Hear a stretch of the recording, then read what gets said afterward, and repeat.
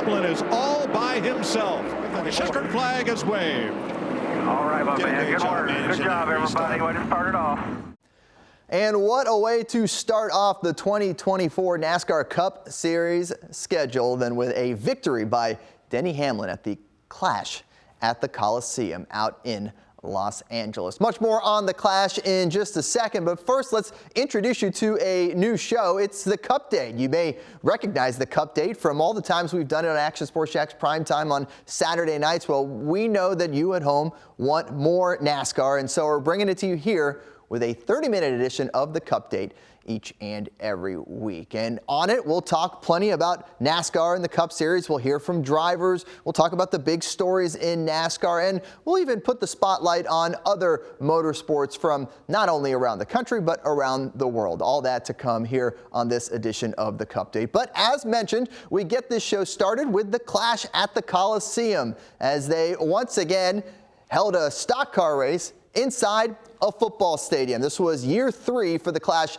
at the Coliseum, but this year's event, well, it didn't exactly go as planned. The race was supposed to be run on Sunday, but with a heavy storm coming through California, a storm, by the way, that wiped out the entire final round at Pebble Beach, they decided to push it up a day and race on Saturday night in front of a less than packed crowd because, well, not anybody was planning to come out and race on a Saturday night. So they did it on Saturday, and Denny Hamlin, the pole sitter, able to come out with a victory. Now, keep in mind, this is a non-point scoring event, so just a little bit of momentum for Denny Hamlin and the number 11 car with Joe Gibbs Racing to start off the year. Exciting from my standpoint. Yeah, it was a perfect day. I mean, we didn't lead every lap, but certainly a perfect day in the sense of being fastest in practice and fastest in qualifying and then winning the race. So we haven't had too many of those in my career for sure. And the Clashes, obviously, the other ones that we had won were at Daytona. So to knock off another venue where we've won is obviously very special.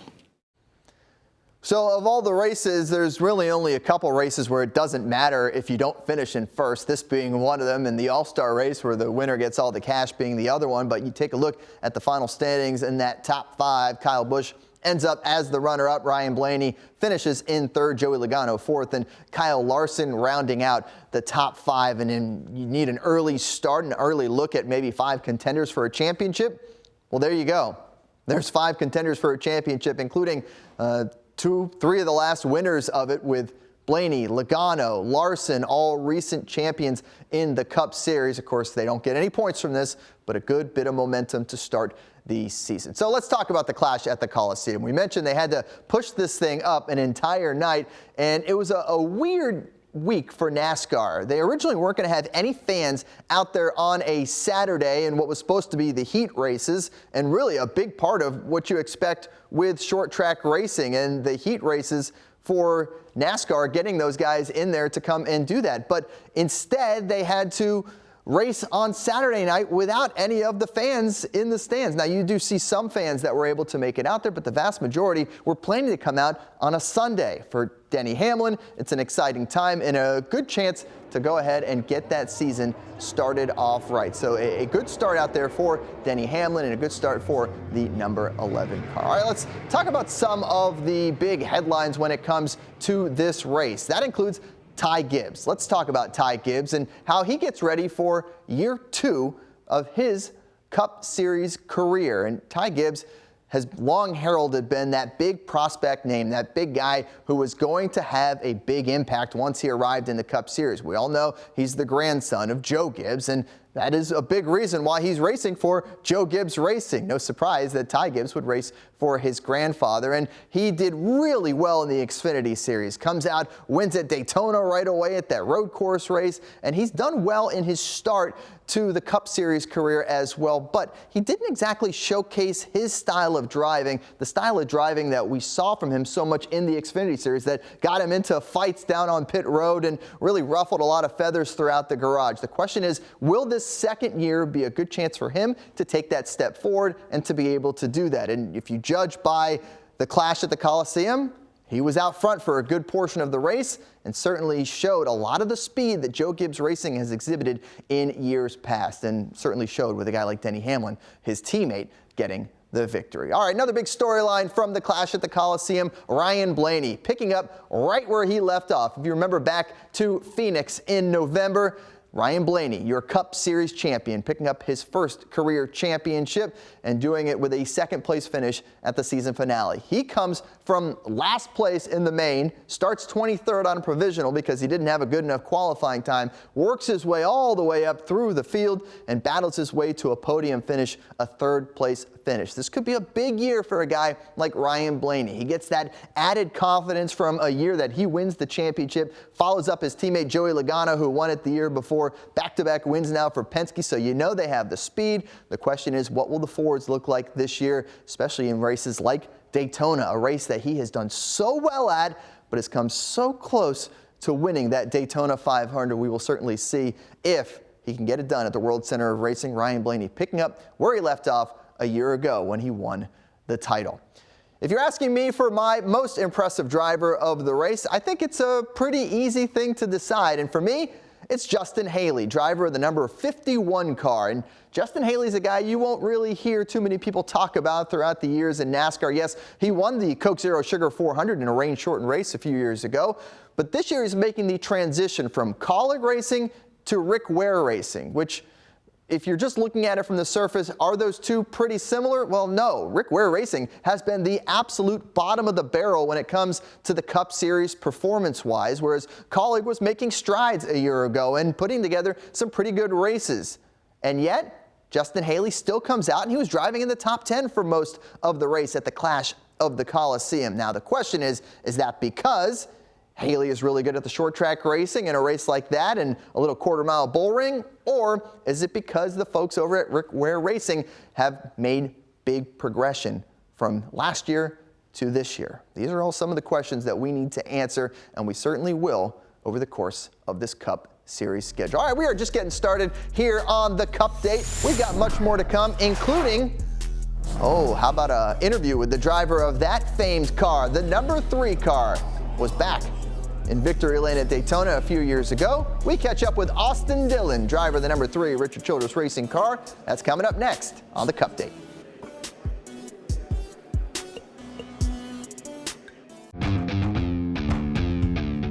When you think sports, you think Action Sports Jax, the official station of the Jaguars, on location for every game. But the most experienced team in town doesn't stop there. From high school football to the big events in the area, Action Sports Jax is always on. Coming soon, we take that to a new level. Action Sports Jax 24/7 is around-the-clock coverage of the teams you love and the moments you can't miss. The best local sports in Jacksonville on Action Sports Jax 24/7.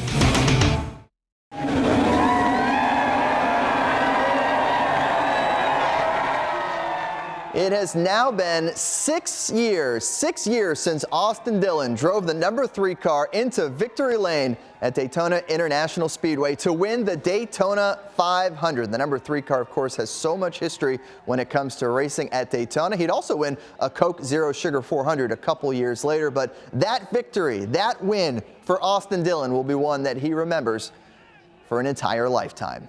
Of course, Richard Childress with so many connections to that number 3 car from the days of Dale Earnhardt driving it and eventually making it into victory lane at Daytona after all those years of waiting. Now his grandson, Austin Dillon, in that number 3 car for Richard Childress Racing. This past year was a weird year for a guy like Austin Dillon. When you talk about a new teammate coming in and taking over with Kyle Busch joining Richard Childress Racing in the number 8 car, and he had a terrific season, did Kyle Busch. As for Austin Dillon, not so much. Let's take a look at our Bio Blast on Austin Dillon, of course, driver of the number 3 Chevrolet. He's now 33 years old. He's been in this thing for over a dozen years now in the Cup Series. Over that time, he has amassed 4 Cup victories. Ironically, 2 of them coming in crown jewel events for NASCAR, of course, winning the 500. Also has a Coke 600 under his belt as the driver of that number 3 car. But as just mentioned, in 2023, a disappointing performance. Only just one top 10 the entire season. Daytona, a track where he normally races quite well, 33rd in both races. We had a chance to catch up with Austin Dillon leading up to the Daytona 500.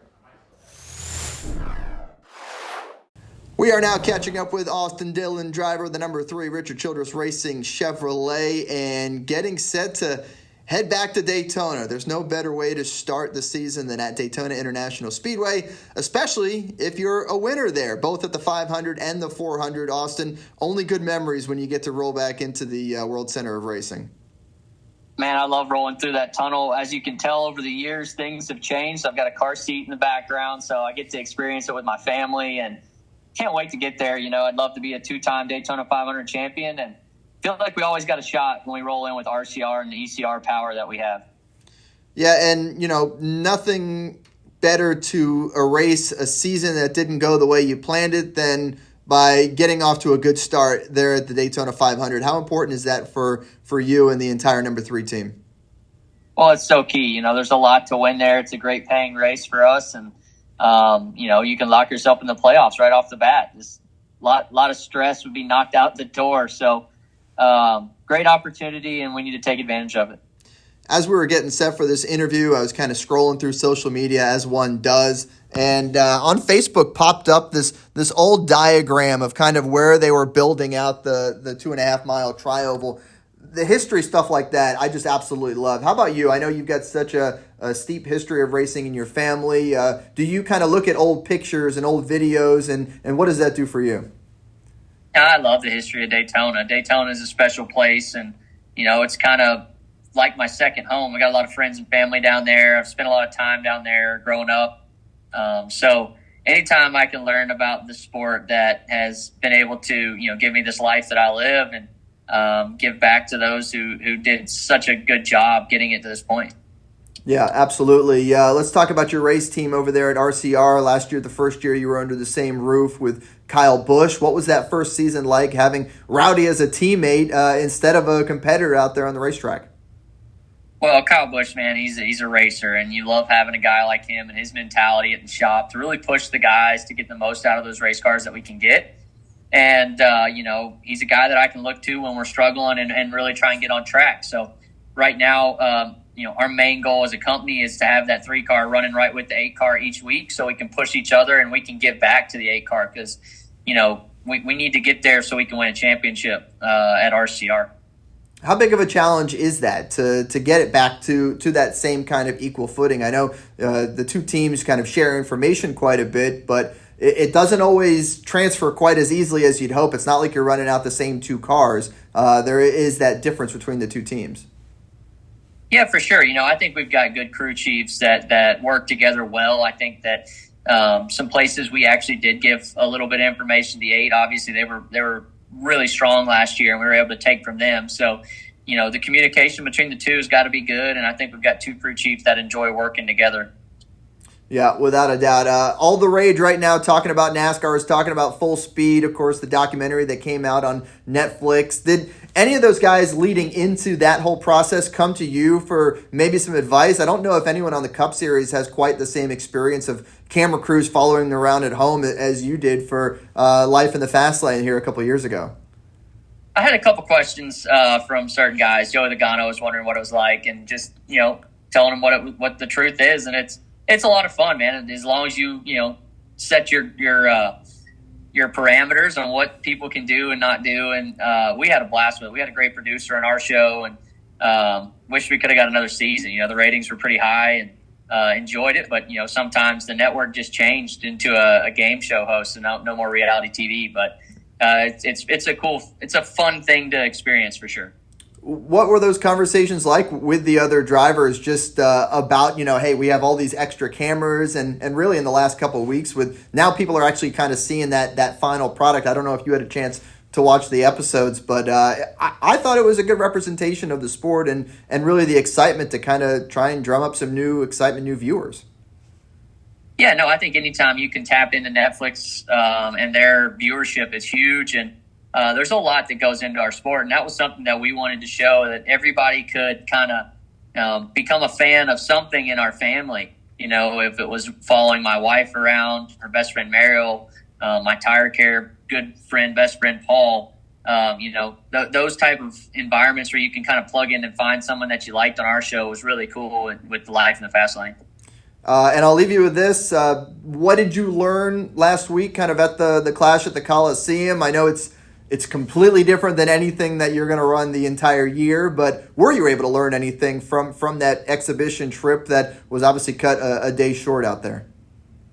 Yeah, our car had a brake issue, and we've come back to the shop and we've kind of dug into that and, trying to find it out before we get back to these short tracks because we wouldn't be good at any of the tracks you're at. So been able to look at the 8 car and see a little difference there than what ours had and try and make it better. That is Austin Dillon, ready to get his name on the Harley J. Earl Trophy a second time if he can win the Daytona 500. Austin, thank you so much. Thank you. Great stuff there from Austin. We've got more to come here on the Cup Date, including a segment we like to call A Different Drive as we talk about one of the racing series outside of the world of NASCAR. As you can tell, we're going to get a little dirty with some dirt track racing. We'll talk that and a look ahead to the Daytona 500 weekend. That's coming up next on the Cup Date.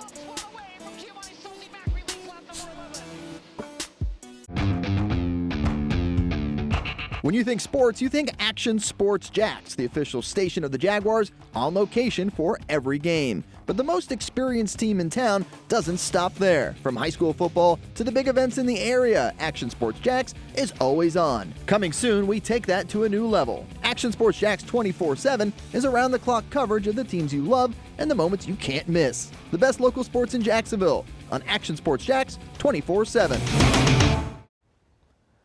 And welcome back to the Cup Date as we get set for a trip to the World Center of Racing. Next up on the Cup Series schedule, Daytona International Speedway. You know all about the 2.5-mile tri-oval. You know about it because it's the closest track to right here in Jacksonville. It's our home course and, of course, the home of the Super Bowl of auto racing, the Daytona 500, each and every year. Founded back in 1958. We know they used to race on the beach before that, and 150,000 spectators can fit inside of Daytona International Speedway. With that asphalt track, it will be once again a sellout at Daytona for the Daytona 500. The exciting week gets started with Media Day, of course, on the Wednesday of the week, the duels on Thursday, that single car qualifying before the duels Wednesday night.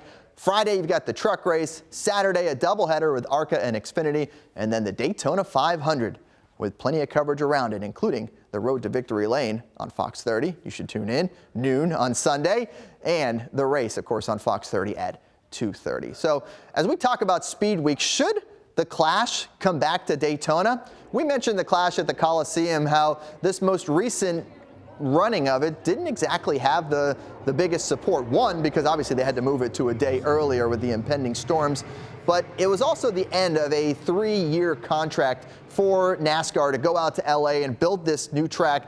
You're looking at a track where there normally is a football stadium, and they're building a track inside the LA Coliseum at a great expense just to try and get new eyeballs on the Clash at the Coliseum. Has that race kind of run its course when you're talking about having it inside that stadium out there in LA? If you ask me, personally, I think the answer is yes. I think it's time for something new or something old. I know listening to the Dale Jr. download, he wants it back in Daytona. A lot of folks in Daytona want it to be back in Daytona as part of a longer speed weeks. Remember, it used to be 2 full weeks of racing out at Daytona with speed weeks. That, of course, has changed with the reduction of practice time, qualifying time, on-track time, and no more of the Clash in Daytona. Here's an idea, and hear me out. I love this idea. How about we do a Rolex 24 style race at Daytona using the best drivers from the Truck Series, the Xfinity Series, and the Cup Series. Throw them all out on the road course at the same time. Let's have them race against each other and with each other for 3 different event titles and possibly the overall title as well. I think that would be a tremendous race. Now, do the team owners and the drivers want to get behind that? I don't know. That's certainly something we can look ahead to in the future. Good stuff here on the Cup Date as we start to wrap up this first edition of the show. And here's a little segment we like to call A Different Drive. And each week on the show, we will introduce you to a different sort of racing. This week, we're talking about dirt track racing. And if you've been to Speed Weeks in Daytona, you probably have taken a trip just outside of town to Volusia Speedway Park. And that's the big dirt track down in Central Florida, where this past week they have had so much good racing going on with the World of Outlaw sprint cars coming in, the USAC cars, the modified cars, really showcasing an entirely different type of racing. And it's an exciting brand of racing if you haven't seen it before. The cars are going really fast. They're usually tight packs, going around the corners, using the top of the track, the bottom of the track. There's a reason guys like Kyle Larson get so interested in racing in this sort of racing. Alex Bowman, the guys like Christopher Bell who came up in this sort of racing, because it is so much fun and exciting to go and see. Personally, a year ago, I went to the All-Star race in North Wilkesboro. Well, on the way there in North Carolina, absolutely had to stop at a local dirt track and go check out some of that racing. So certainly a cool brand of racing, and one that you'll find near you. You might not be near a NASCAR Cup Series event or Xfinity event or truck event. There's a good chance there is a local dirt track nearby. And while they won't always have the cars with the big wings like you see in the World of Outlaws, they certainly provide a lot of sprint car racing and a lot of action at a low cost point, and a great way to get involved with grassroots racing and a great way to go and see some racing in your local community. So that is a different drive. If you have any suggestions perhaps on a type of racing you'd like to see profiled here on the Cupdate, send me a tweet at Stuart. AS Jax is, of course, one of the best ways to interact with me. As we head for home and the checkered flag here on the Cupdate, let's talk a little bit about the Daytona 500 and really who some of the favorites are going to be for this year's race. I mentioned earlier in the show, you have to go with a guy like Ryan Blaney, a guy who's done so well on the super speedway racing with the restrictor plate packages, with the faster packages, the tight packs, and all the drafting that comes along with it. Ryan Blaney in the 12 car, got to be a favorite. And how about Brad Keselowski? His team, RFK Racing, showed a lot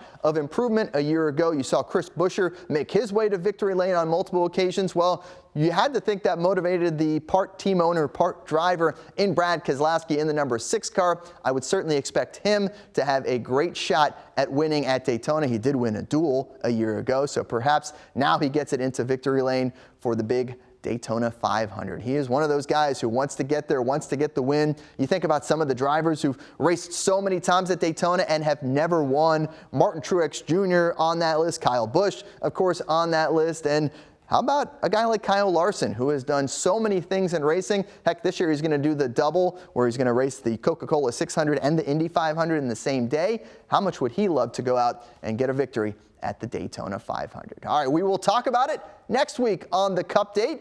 We leave you now with a look at what they're all chasing at Daytona this week. That would be the Harley J. Earl Trophy. So much coverage around Daytona to come here on the Cupdate as we bring it to you on Action Sports Jax.